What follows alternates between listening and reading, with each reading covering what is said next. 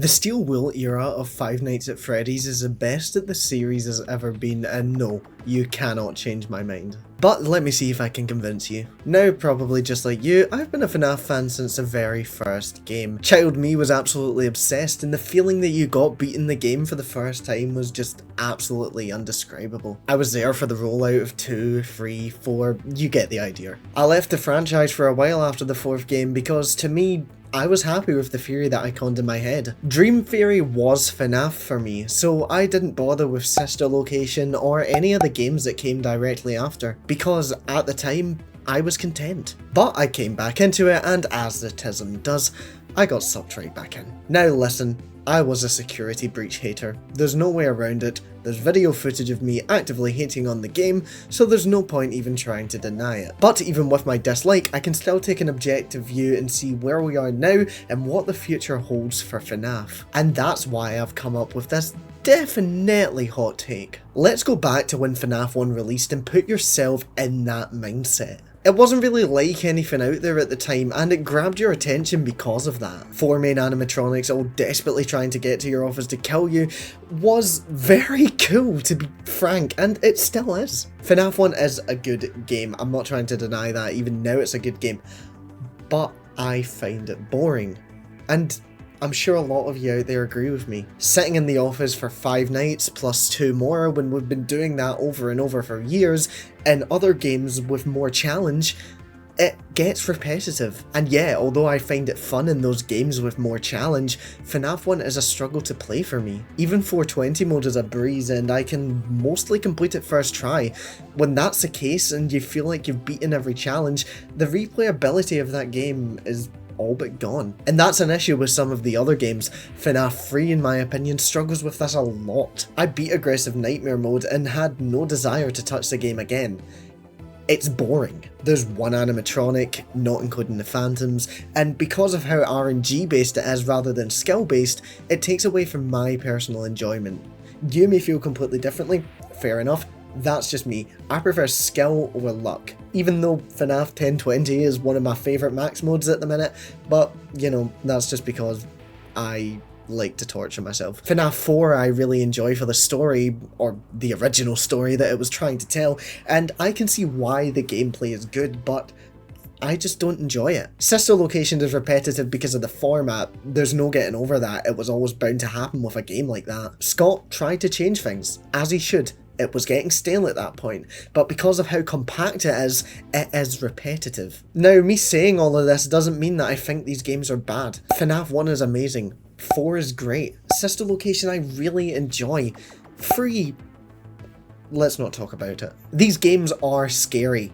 Some may bore me, but they're still terrifying if you find yourself in a certain situation. The newer games, they aren't so scary, or at least one of them isn't, but they are fun. Let me take you back to my first experience of Security Breach. It was on the PlayStation 4 on release day. FNAF fan since I was a child. I was absolutely buzzing. I launched it, I beat the game on a grand total of about 10 FPS, and that definitely swayed my opinion of it. As far as I was concerned, I hated it. I wouldn't even dream of installing it again.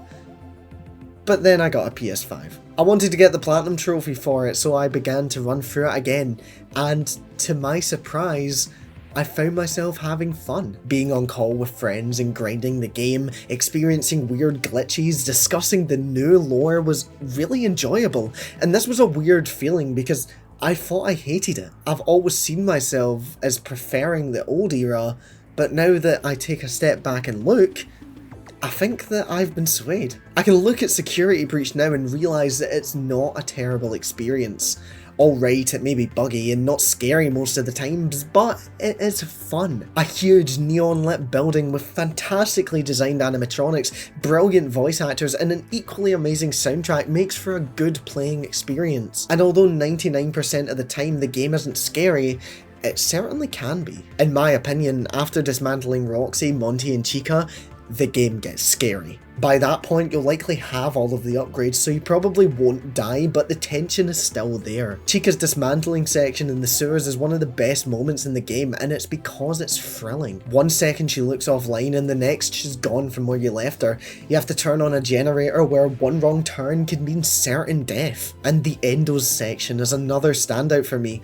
The first time they activate and you realise how they work is genuinely terrifying. This is one of the only sections in the game where I actually felt fear. Hearing their rapid footsteps as you turn around is enough to make anyone panic, and how confusing the map can sometimes be, it just adds to all of that. And you know what, I'm sick of hiding it. I think sentient AI is cool as but I love the new lore just as much as the old stuff. Hate me all you want because I understand, trust me, I feel like I'm betraying 10-year-old me by saying this, but I preach to the masses. This part may not be as controversial, but I also love the VR games, and playing Help Wanted when it first released on my old PSVR is one of the best experiences that I've had in gaming. As a huge FNAF fan, being able to experience that in virtual reality was incredible. The games that I played all throughout my childhood, like right in front of my eyes, like real life.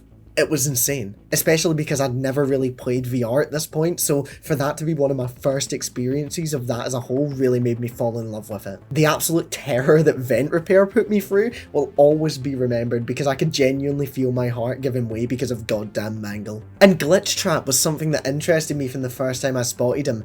I didn't get any spoilers for Help Wanted, so getting to experience the full game completely blind to what was about to happen was immense. So with how much I loved the first one, you can imagine my excitement for Help Wanted 2. I picked it up in launch but only properly played it recently, so admittedly this is still fresh, so I'll probably look back in a few months and have changed my mind, but it struck me the same way. Getting to see staff bots and all the new FNAF animatronics and gimmicks in VR was, again, one of the best experiences that I've had recently. I know some people say the story isn't the best, and I can't really comment because I'm actually yet to complete it fully, but let me tell you, this game made me burst with excitement when my brain started to put the pieces together. Now, for context, I've been wanting to make FNAF videos for a while, and before Help Wanted 2 released, I scripted a video discussing my theory for the lore that would be introduced. My theory was that at least a part of the game would take place while the player was unknowingly wearing a Vanny mask like in Ruin, and what do you know?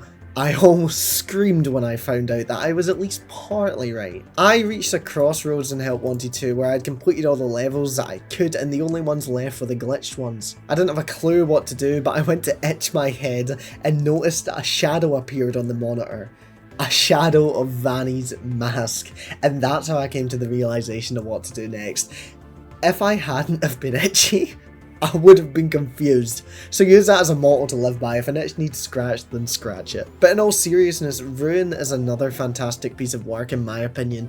It improves the gameplay security breach, adds some genuinely tense scenarios, and tells a decent story. What more could you ask for? With a new Steel Wool announcement coming in August, I, for one, am very excited of where the future of FNAF is going. This is just my opinion. If you disagree, fine, that's what this is all about, and no matter what you think, I'd be very interested to hear about your thoughts in the comments, and I will be reading them all. Just don't argue with me because I will cry. Stay safe and I'll see you next time. I'm gonna go and keep torturing myself with max modes.